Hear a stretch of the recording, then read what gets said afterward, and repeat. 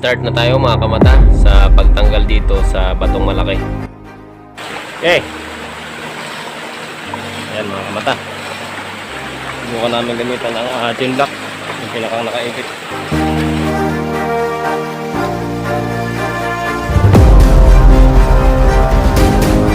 Itong batong ito mga kamata, ito yung pinakang lock nya. Ito muna mga kamata yung aming unang tatanggalin para madali nang hilahin yung isang batong malaki. Diyan sa lugar na yan, dyan kami magtatanel. Luwagan mo natin!